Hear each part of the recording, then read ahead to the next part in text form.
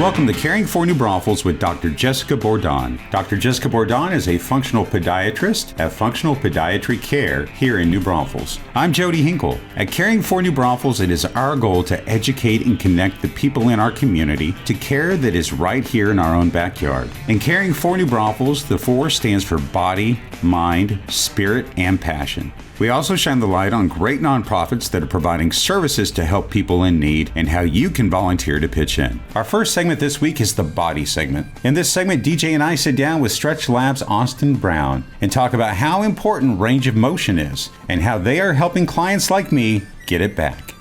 I'm very happy to welcome to the show Austin Brown from Stretch Lab. Thanks for being with us today. It is an honor to be here with you guys. Really, I love what I do and I love talking about what I do. So I'm really excited to just kind of educate people on, some of the ways that we can benefit the community. So how did you guys first hear about Stretch Lab and what it is that we do? How did you find out about Stretch Lab? I told you about them.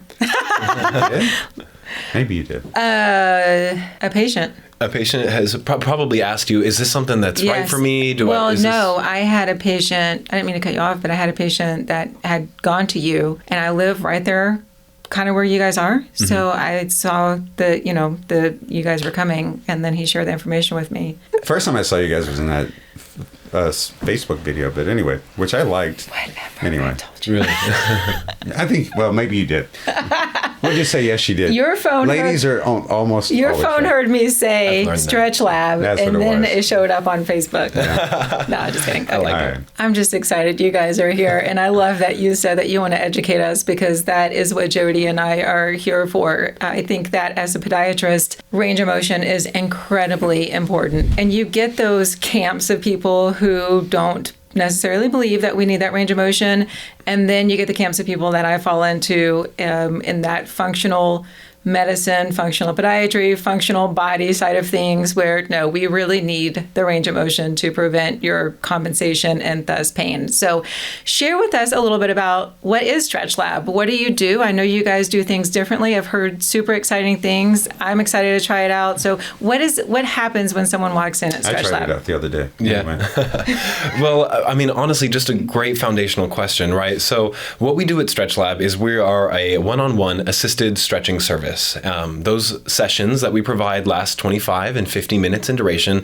And someone like me with a background in health and body work, personally, I'm a personal trainer. I've got years of experience working with people one-on-one with, a few different certifications under my belt. And that can be someone from massage therapy school, yoga training, or someone who tends to focus on that fitness, functional mobility aspect, kind of like me. So I'm happy that we see eye to eye there.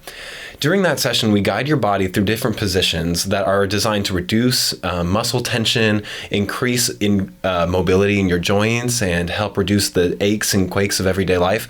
And over time, lengthening that muscle is going to help reduce the amount of compensation that we see in our everyday life. Not only do we just stretch you, but we employ a type of stretch called a PNF stretch. You may be familiar. Essentially, that PNF is a press and release technique that helps build better neural circuits into the muscle, and then also helps us get a deeper stretch, but without as much discomfort. Fantastic. And so what do you think that, these questions are always hard to answer, but what is the average time per week or times per week do you suggest that people come to see the greatest benefit? Because we were just sharing with another interviewee that when you stop, the body wants to go back to what it was, whether that's mental health or physical form or anything like that. So what is your recommendation on how often someone should come? That's such a good question. And when I get asked questions like that, I'm sure you understand I'm always going back to the research, right? I know it can be hard once we see progress. We tend to take our foot off of the gas pedal, but if you take your foot off the gas pedal, you might as well be hitting the brake, right? Right. So generally speaking, every muscle group that you want to see an increase in range of motion for, you should be stretching around 5 minutes a week.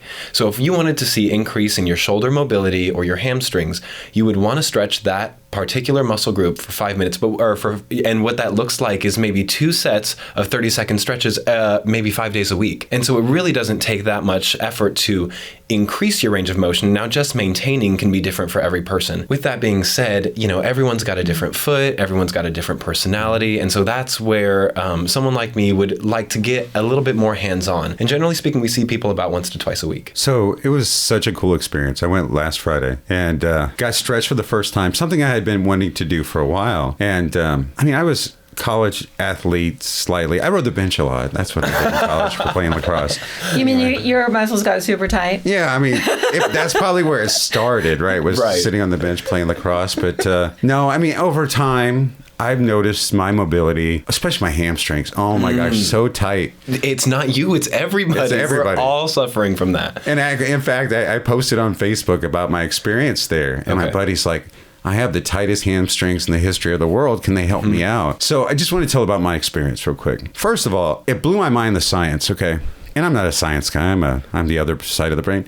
I don't even know enough which side's right or left, as the far right as... side. Okay. Which one is it? Yeah, so I'm not a science guy at all. But, the fact that you guys had me stand in front of this... scanner or whatever you would call it. Oh, yeah, the MAPS machine. Yeah, and had me do a couple exercises. And it was amazing how accurate it was at telling me what my issues are in my body. So in 8th grade, I was on the baseball field, tore some ligaments in my ankle, and I knew it was there. But the machine saw that I had an issue in that ankle. First, we go through that where it analyzes my body just from doing a couple of exercises. And I was blown away by that. But the thing that really blew me away was Rachel. Really? She was so much fun. And she was so good. So she has a sports medicine background. She was telling me I used to work in college athletics. Cool. She just really put me at ease. And when I left there, it was probably the best I'd felt in many, many years. I had so much more range of motion. That's so amazing. And first of all, that MAPS machine, I like to tell people, she's a tough grader. So definitely the toughest professor ever. I think the highest I've ever seen is an 81, and it does go out of 100. So, I think I had 102. No. Oh, get out of here. No, so what did you, were we able to target some of the areas of... Oh, she was amazing. Yeah. Oh, yeah. So, for example, you talked about the kinds of stretching. It was amazing. She would get me to the point on the initial stretch to where it was like a 7. She said, okay, so tell me when it's a 7. And so she'd hold it there for a second, and then she would like do a little bounce thing, and then I'd go back. By the end of the session, I was like, I remember I used to be flexible. I used to have mobility here. And it was nice because I'm not exaggerating. I hadn't felt that kind of range or flexibility in a while. And that was amazing. But I always go back to something, and I know that I'm excited. So I'm just going on. I was just about to say he's not been at the edge of his seat for the last hour. Oh, this is so cool. He's so excited. I'm excited for us. So I used to do a lot of yoga back in the day. It's been a long time ago. It's music to used to do ears. Bikram, right? So, which was amazing. And I had this lady, she was about 76 years old, looked like she was 50, and she was probably in the best shape of anybody I knew. And I was talking to her one day about yoga and her passion. She was a yoga instructor. Her passion for teaching people yoga. And it came back to one simple thing. You're only as old as you are flexible. And I can tell you that has stuck with me. Maybe I haven't always kept that so important in my life. But that's what I took away from that session with you guys is when I left there, I felt so much more flexible than I had in a really long time.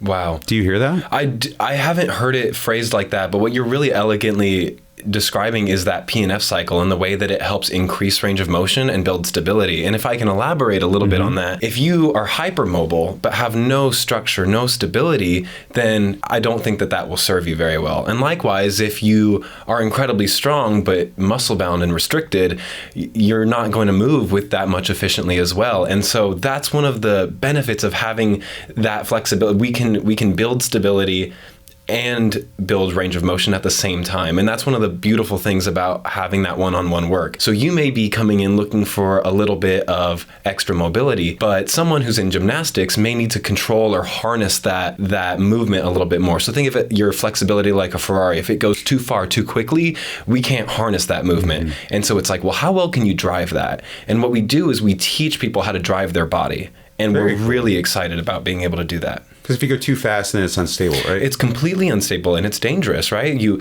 reach out and get a cup of coffee, you pull your shoulder muscle, right? Or, one of the many that are actually in there, right? So it's pretty exciting to hear you describe that. And Rachel's fantastic. We have a ball. I don't think I can ever stop laughing in front of her. Yeah, she's really fun. She's almost as funny as me.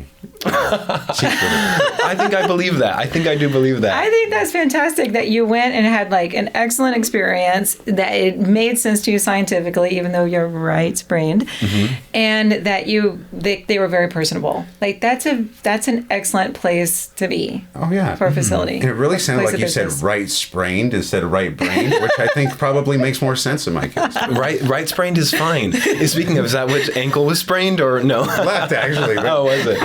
It still sounds good. Do you run into a lot of mobility issues in your practice and with your patients? I mean, what kind my of... goodness. Yeah. Talk to me I about talk mobility all day Okay. to my patients. So Right. I do what I call functional podiatry. So, it's all about getting the body to function the way it should. And when we have a more stable foot, then we have less injuries, but it doesn't always arise from the foot, right? So like you were talking about tightening up, most of us have entirely weak glutes and restricted range of motion in our hamstrings and our hips, things like that. So, that's why my next question to you was going to be, how much do you see where people are like, but my problem isn't my hips? And it's like, no, it really is, because that's where you're restricted and that's kind of where we're driven from. So we're going to work on this too. If you guys compartmentalize like that, or if you're kind of working on the whole body. But I am constantly talking to my patients that you've got to get the strength back in our small muscles, and you have to get the range of motion back in your entire body. Otherwise, your body compensates and then you get pain and overuse. Absolutely. So it's so refreshing to hear someone say that and not just say like, well, here, let me give you an insert that's going to support your foot. It's like, well, let's strengthen the body. Let's fortify those muscles and let's get you moving with efficiency. And then if that isn't working for you, because everyone's different, then we can look at different alternatives, right? I often see a lot of the similar things with you. And so it's nice to hear that someone in the medical profession is experiencing some of those same things. And so having that partnership and kind of this unity between people who are in the service and health and fitness industry makes me feel like we are all saying the same things. And eventually, if you hear something enough times, it's going to sink in, Yes. right? So that's pretty exciting The to me. community is going to get it. It's huge for me. It's changed the way I've practiced since I've focused more on this. 10 years ago, people would look at me sideways when I would tell them what we're going to do. And if they were a second opinion, I would say, how well did your first opinion work out for you? You're here. So you can either do this for a month or go back to what you're doing that didn't work out. And, sure enough, they'd come back in a month later going like, oh my gosh, you were right. And same thing with orthotics. When someone comes into me initially and they're like, I want an insert, I tell them, you've come to the wrong podiatrist, but let me tell you why. And this is what we need to do. And strength and mobility is all part of my discussion, especially for like the 10-year-old that comes in with the dad saying they're overpronate. And I have this long conversation about that. So I agree, you are probably the first business that I have ever referred to without A, meeting you, and B, meeting you.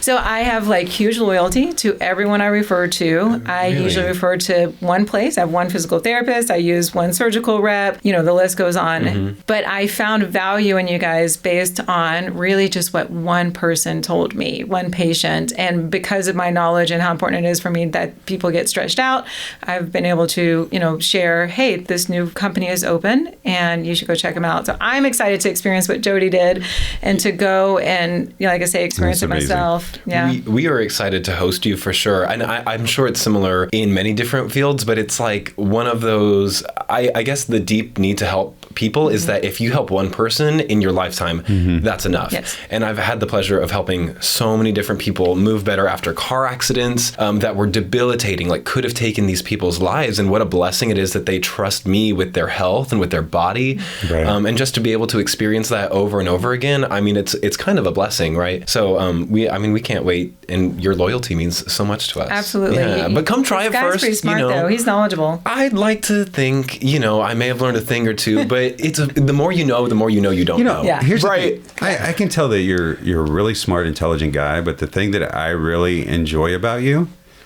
have such a good, joyful vibe.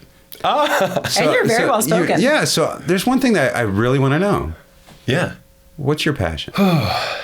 I think your passion is going to change depending on your interest at the time, right? Okay. Passion, I think, is something that comes from within. And I think we're always looking for what is my passion instead of just understanding that passion follows interest, right? So the person that you may see at the time on Valentine's Day, maybe that's your passion at the time, and you pour your love and energy into that. And then once it's stable and it's committed and you've built something, then you shift your passion into something else, like playing music. I love to play music. Okay. And so I think that passion isn't in other things. I think that we provide the passion, and you can't be passionate about something you're not interested in. So I think that that's probably the best answer. But people, I like helping people. I can tell. Yeah. That's a great question. What are you guys passionate about? I'm like, let's make that a two-way street. I'm really passionate about asking people questions. No, my passion really is, I just want to love people and serve them, especially in the business community. I think that I've always had a heart for business. I don't know. That's a big thing for me. Wow. I mean, that's insightful too. Were you a middle child? Were you a youngest child? I'm the baby. You were the baby? Okay. Interesting. Normally you find that in different age groups. Yeah. I'm curious though. Okay. And what passion do you think that you've got? So I am also the baby by 4 minutes because I have a twin. But I would say my passions are similar. I mean, health by far is my first love and passion. You know, it's interesting that you say that you have to like what you're passionate about, which there's some, truth to that, I do believe. But health, serving people, making people feel loved, helping people, all of that, same thing. Yeah. It just, comes with who I am. It's part of why I chose my profession. I think my profession and what I like doing and love doing has little to do with podiatry and everything to do with making people feel better. Yeah. Right. I can see that. And service. Service. I think that's big for you. Is I think such an integral part of the human condition. Like I've never met someone who's self-serving who feels fulfilled, right? You often talk about these starving artists who are crooning, and I used to kind of identify with that archetype myself, to be honest. And then I realized that when I expanded my focus a bit outwards, that it kind of changed who I was inside. And I think that that's something that we are all missing kind of as a society today. It's like a look at me, look Absolutely. at me, when we could really be looking at like, well, look at the state of where we're at and like, what can you provide? And I think that when we start to move into that production mindset, like you and like you, and that inspires me to continue doing some of the things that we do over at Stretch Lab. But very cool. It's pretty exciting. Speaking of Stretch Lab, tell us how the folks can find out more about you and set up an appointment. Oh my gosh. We're all over Facebook and Instagram, so you can definitely just type in Stretch Lab and follow some of our fun content. With that being said, you can always reach us at 830-455-4614. That'll reach me and my team. We love talking with you, so we'll make sure that we, give you as much attention as possible and answer all those questions. You can also reach me at newbraunfels@stretchlab.com, and so that'll come to me, Austin, directly, and I will take care of you from start to finish. I'll tell you what, this has been such a fun experience. Thanks for being a part of this. I think we're going to help a lot of people, and I've had a lot of fun. It's been an honor to chat with you guys, and if you have any questions, I'm absolutely here to help out. Awesome. Thanks, man. Thank you. Thank you. We will have you back. Yeah. Really? Oh For my gosh. sure. It's an Awesome. honor to be back. I could talk to you for an hour. Please. Oh Jody's my like, be gosh. quiet. It's time. The next segment is our Mind segment. In this segment, we talk with River City Advocacy and Counseling Center's Counseling Program Director, Renee White, about how they are caring for our veterans. So, Renee, I definitely appreciate you being with us today. I love what you guys do and what your program does for veterans. Tell the folks at home about your programs there at River City Advocacy. Okay, River City Advocacy and Counseling Center. We have two main focuses, but the absolute main focus is mental health overall. We have our counseling program where we provide counseling to individuals, families, couples on a sliding scale, fee basis, so that no one who needs mental health will go without because of cost. And then we have our peer support program, which encompasses all of our groups, support groups, life skills class. We have an art room that I think is what sets us apart from every other program out there because it's open during the week and people can just come in and do what we call art therapy in their own way of creating. We provide all art supplies for people, or they can bring in their own. So we have those two parts of our house, as we call it, our peer support side and then the counseling. Very cool. This is kind of like the mental health section of our show. And it's so important. I know that I have friends that have PTSD, that are bipolar PTSD, and a lot of that came up whenever they were in the military or getting out of the military. You're a veteran, right? I am a veteran of the United States Air Force. Awesome. Well, thank you for your service. Thank you. Is this something that we're seeing more and more with our veterans coming out of service, or is it just we didn't notice it before? I'm going to say it's a little bit of both. Because especially if we look back to like Vietnam, we had a lot of people return from Vietnam with PTSD, but we didn't call it PTSD back then. And since Vietnam, we've had little campaigns overseas that would affect people. And, it was still not quite talked about, but it still affected people to serve. And then when Desert Shield, Desert Storm came, and then it seemed like we've been in a continuous in the Middle East since then, many of our military members coming back suffer from PTSD, and they don't even know it. They have symptoms of other things in the mental health field, but when you put it all together, it is PTSD. One of the things I always say when I would talk to any soldier that came back or any military member, if they tell me they didn't sleep, that was a cue right there that they were struggling with something. So to answer your question, we have a lot more, because the other thing is a lot more people are surviving wars now than they did before. That aftercare is really important. And PTSD is kind of an umbrella diagnosis for all of the mental health symptoms that come from when you're in a high stress environment for any extended period of time. Do y'all have any veteran counselors there that have been through similar experiences, or, to help the veterans with PTSD?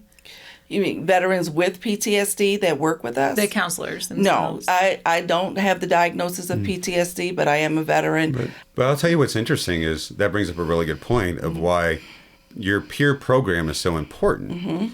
One of the best ways to help somebody else in the same way helping yourself, right? I mean, let me restate that. The best way to help somebody else, or I don't even know what it is. Yeah. Basically, by helping somebody else, you help yourself, or whatever. Absolutely. And I see. I know what you're saying, because people, when they feel useful and helpful, it helps them. And I think that what you're saying. So in the groups, I have a LPC associate who is in charge of our veterans group. He actually facilitates it, and he has been. He was in the Army, and so, and of course, not with combat, but people who come in that have combat, they support each other, and that's why it's more of a peer support group, but facilitated. So that by a counselor, so that things that come up, we're there. I love that your counselors themselves have been in the military, so that you can, understand those similar experiences. I know that these are serving a great purpose. People that have been through the same experience, maybe the same dramas, or maybe are dealing with different parts of life in the same way. How has it positively affected them? Well, one of the things is that they keep coming back, even when they're in a good place. And what I see when I do get the chance to sit in on a group or facilitate a group is that one of our, what I call our veteran members, like people who've been in, not necessarily veterans, but veteran members, will be in there and will tell their story and their journey and how coming to the group has helped them. And so someone who may be at the beginning of that journey can see someone who is, further along, and they can connect. So seeing that is what, is why we continue with the groups, and it's open. People who have been coming for years will pop in and, and share that story of the journey, and then and also encourage. They encourage each other. Sometimes I can just sit back and they encourage each other. No one's telling anyone what to do. It's more of a, this is what worked for me, situation, and seeing them make connections with each other is the other part that, I enjoy when I do get to sit in on the group. I love how you said they keep coming back, because I think it's so important with any aspect of health, including mental health, that you maintain it. And so often in the health industry of any fashion, people will think that they get better, whether that's their pain, their mental health, their sleep, and they stop doing what it took them to get better. And if you want to stay better, you have to keep coming back. And I think that was such a powerful statement, so it shows people that the process works, but it continues to help them stay in that good mental state. Absolutely. It's maintenance. It's maintenance. It's maintenance. And, one of the things we struggle with in the area of mental health is that when people do feel better, they think they don't need it anymore. Even medication. Yes. The medication makes them feel better, So they stop, but the connection is you feel better because of the medication. Yes. You know, you feel better in coming to counseling because you have that outlet of someone to just kind of bounce things off of, to keep you accountable to all of those things. So maintenance, I have many clients that are in maintenance right now where they come once a month, they'll just check in because I always leave that open. It's never a complete discharge. It's you're doing great, but you know how to get me when you need me. Or before you need me. Even Before sometimes. you, right. So like knowing like if something's coming up, they know they can check in, and that's what I call them actually in my notes, check-ins. And so it's the ones that do that, and I make that very clear that this is open to you, and I encourage people to do that. I encourage people to know they have a place where they can go back and just, kind of make sure they're still on the right track, or, things like that. Nothing, it doesn't have to be major. It could just be life, because we all have life that happens. And it's nice to have an impartial person that you can check in with. Yeah, I love that. Sometimes just getting it out makes you feel better. It's one of my favorite things I tell people. You say it out loud, it takes its power away. That's Yes. true. Yeah. That's fantastic. That's so Because you're true. facing it. You're That's calling it. it out. And you're like, I recognize what you are. It's no longer something that you're struggling with on the inside. You say it out loud. Now we can make sense of it. We can do something with it.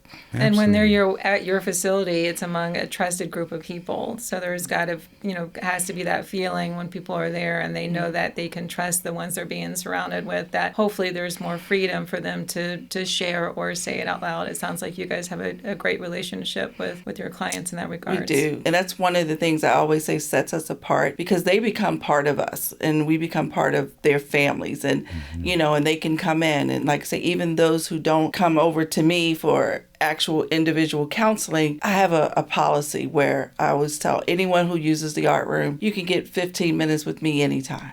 Sure. As long as you let me know in between, just to, because most of them have therapists and I don't want to, overstep or anything. But sometimes they just need to just kind of talk for a minute. We all do. Exactly. So I'm there and we're all a part of the same, organization. So we will do that. We will pull, anyone can pull us aside and talk to us. One thing I've always been fascinated about RCA is that art room. Because you see people in there being creative. I love creativity. But they're able to be creative. They paint or draw something that they didn't think they had the capability of doing. And just seeing that joy and that confidence grow within them. I think that that's so cool about RCA. It is. I hear you're an artist too, Jody. Well, maybe. Yes, Yeah. art. We were founded on art. The idea of art therapy, and that when you sit and create anything, it's therapeutic. It's therapeutic. I need to start doing that. I am Anything. very left-brained. See, I'm very right-brained. So, yes. I'm a good balance of both, because I started creating, actually, when I started working there, I got back into it. I always thought of myself as not creative, Sure. I can put Legos together with instructions. I have all boys, by the way. So with instructions, but if you tell me to make something, Yes. I'm like, no, I don't know what that is. But since I started there, they had a crochet circle, and I became part of it. Like, okay, I'm ready. I'm getting back in. And so I actually joined make me a in hat. with them, and Anyway. there, see, I made my earrings. Nice. That is awesome. You've grown the other side of your brain. Look at my Yes. left side brain saying that. Exactly. So that's what happens. You get in there with them and you just kind of become a part. And like you say, people who never thought they could do certain things, you see them do it. You see how it just improves their confidence, and they leave feeling good because they've created something. Sounds like such a well-rounded facility. It's wonderful. It's awesome. If there was one thing that you would want people to know about RCA, what would that be?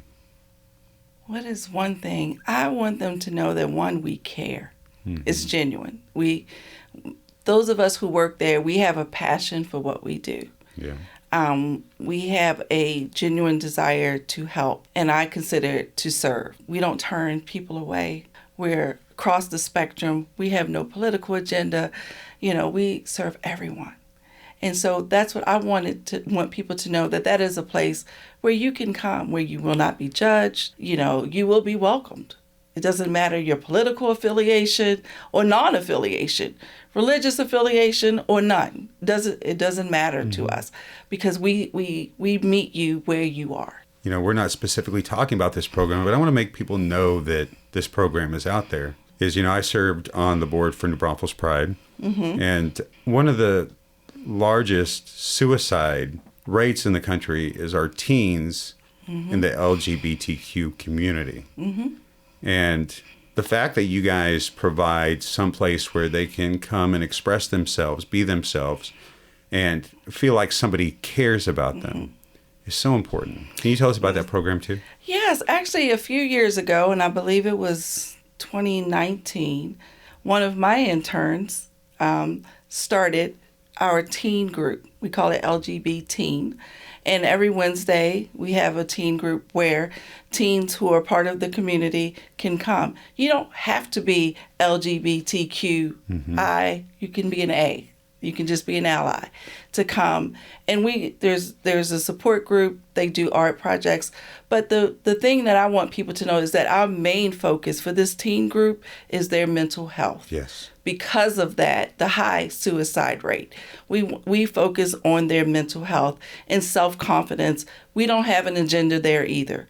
We just want them to be healthy, happy, and whole, and know who they are, whoever they are, right, and have a place where they can either figure, because they're teens, right, they're all figuring it out, you know? Absolutely. And so we want them to have a place where they can figure that out in a healthy environment, and there's no push for anything, and some people were concerned about that, but there isn't. Our main focus is their mental health, and they're all able to get individual counseling with us if they choose to, or they can just come to the group. You know what I love about that is while they're figuring it out, the thing that they don't have to figure out is that they are loved and they're cared for, and there's somebody that accepts them for who they are. Absolutely. That's who we are, and that's why we started it, because we found out that there was no place for teens to go in New Braunfels.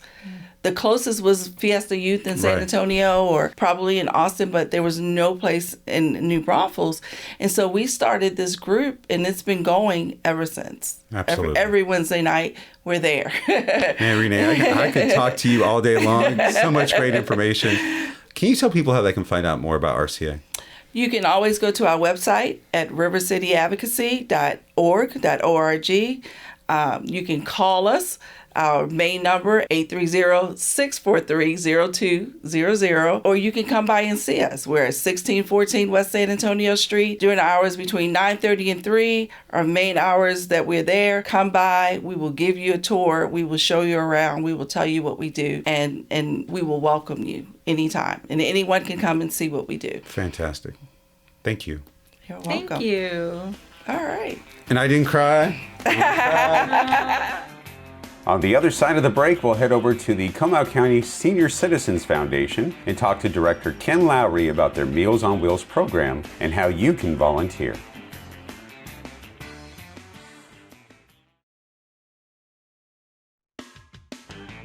Welcome back to Caring for New Braunfels. I'm Jody Hinkle.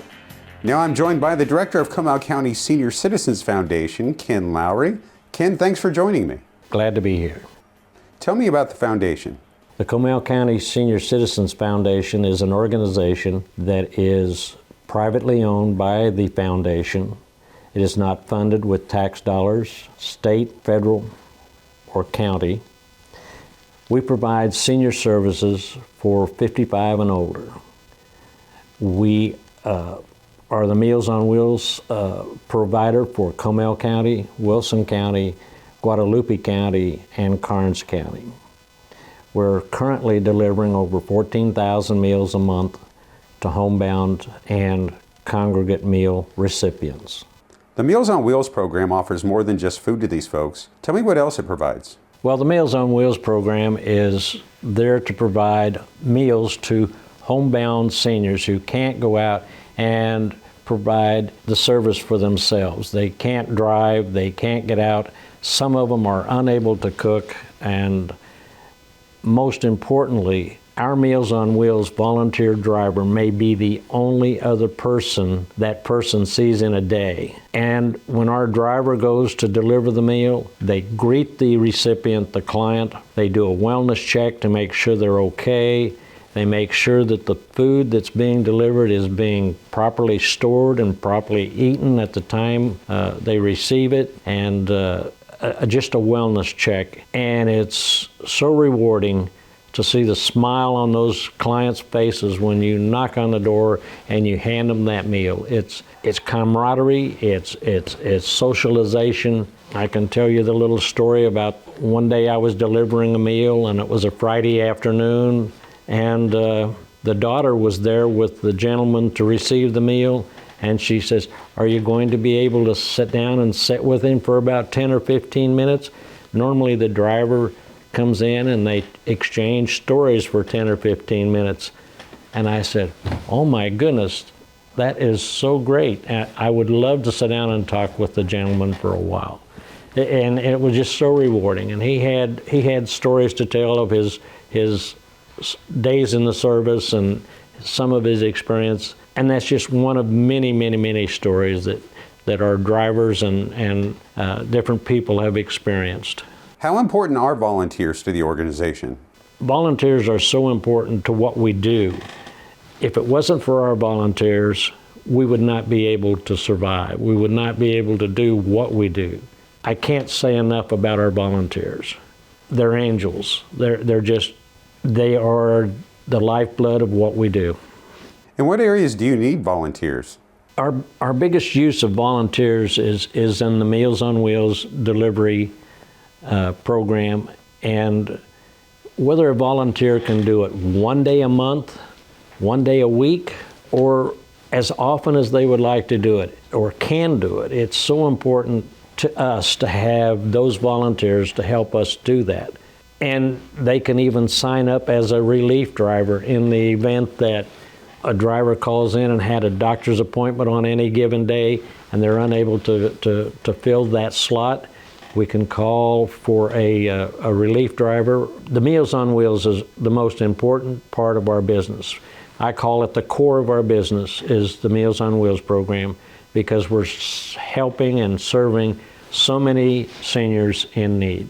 But we also use volunteers in our center here to help out, and it can be anything from working at the front desk or coming in and helping to decorate for an event that we're going to have, or just come out and chat with some of our clients. We're starting a program where we're going to have volunteers contact the clients at home on at least a bi-weekly basis, just to call them up and say, "Hi, how are you doing? Are you eating your food the way you should be? Is there anything you need? Is there anything we can do to help you?" So we'll be looking for new volunteers who are willing to sit down and spend an hour a day, a couple days a week on the telephone, just calling some of our homebound clients.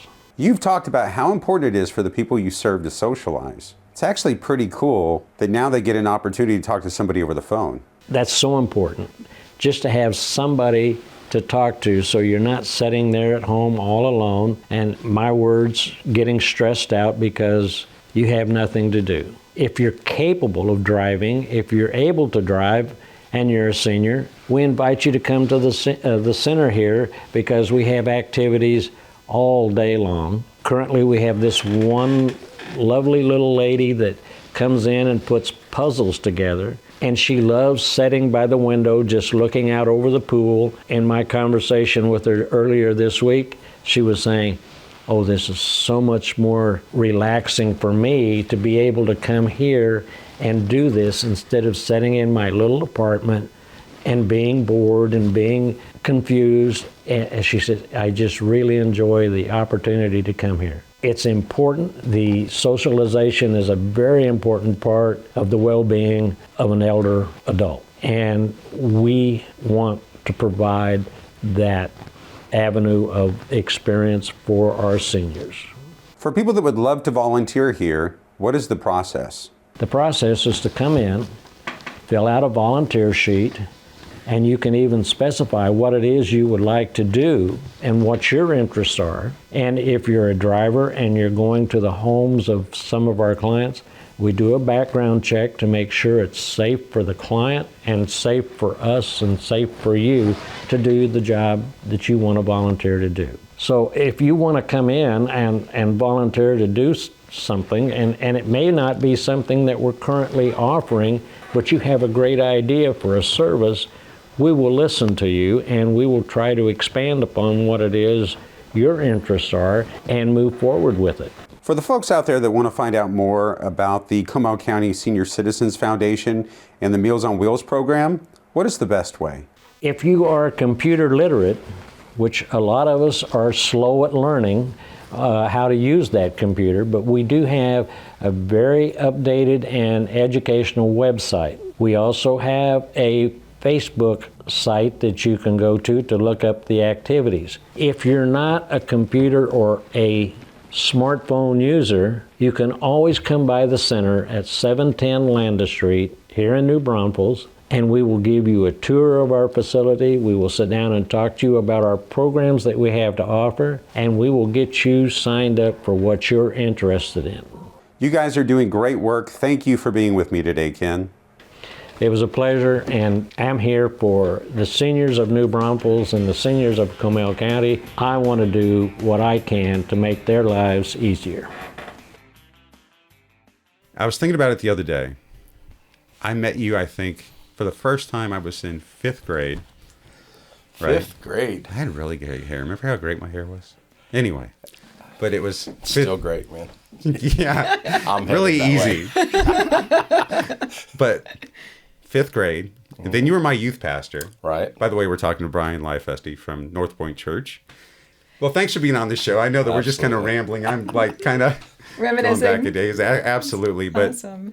I'm so glad you're on the show.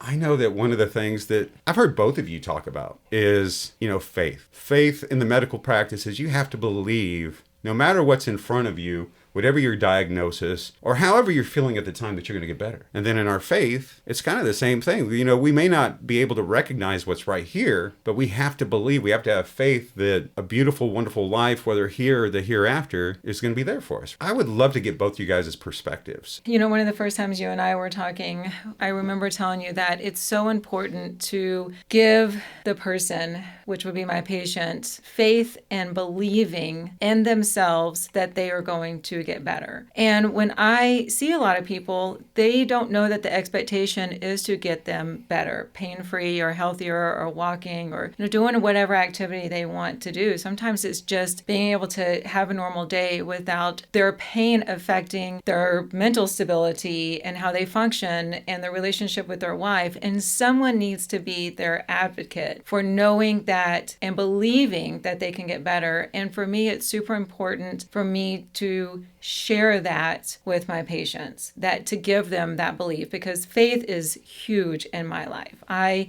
could not live a day without the Lord. And I talk about him all the time to my patients and like I say, give that faith to them that they're going to get pain-free or better from whatever they're dealing with. And I am a podiatrist, but I joke often that my visits might be 2 or 3 minutes about the foot and the rest of the visit is about the rest of them, whether we're crying together or hugging each other or talking about their mental stability, just because it's the whole person. It's the whole person. And I believe that we need to put that in the faith, put that being faith into the whole treatment. Absolutely. Very similar for you too, right? I think.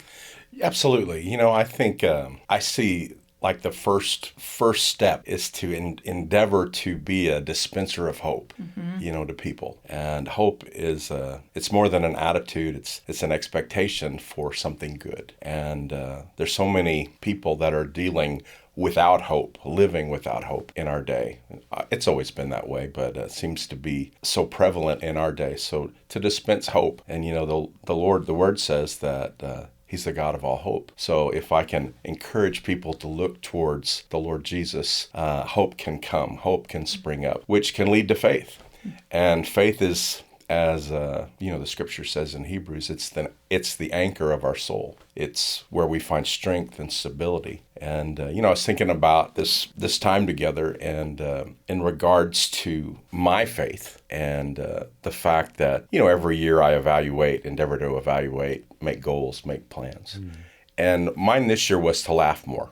And that's a product, for me, of my faith. I love to laugh. And as the scripture says, merry heart does good like a medicine. Right. So if I can encourage somebody, get somebody to laugh a little bit about themselves and others, it's a good thing. So I think that's a big goal in my life this year. Laugh more, read more. So what brings you joy? What makes you laugh? What makes family? Right. Family. Watching my kids. I have a bunch of them. Better yet, my grandchildren. And just, honestly, spending time with the love of my life. My wife, 39 years, and congratulations. We have. Thank you. Sally's amazing. She is. I did really well. You did. Way above. You definitely did. You outkicked your coverage for sure. Yeah, absolutely. So, that's a source of joy and just spending time with people, endeavoring to help people. I find joy in helping people. Right. Encouraging people and hopefully encouraging them down the faith road a bit. I love the word joy. I was just sharing that with you the other day.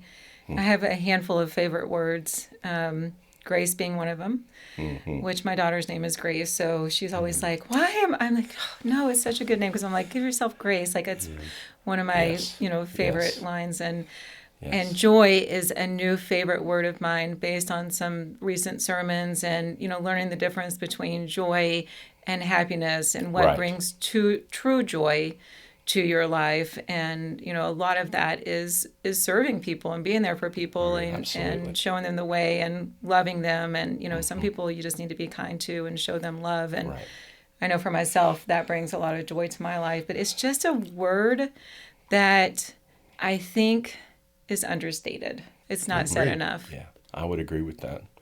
If I can sow some joy towards somebody, I'm going to reap some sometime. Yes. Yeah. Yes, absolutely. Yeah, and sowing is it's always better.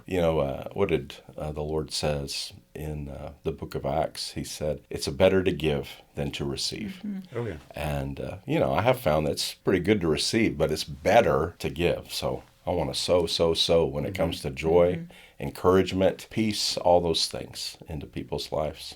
I'd like for you to speak about Sabbath. This is really recently entered into my life also.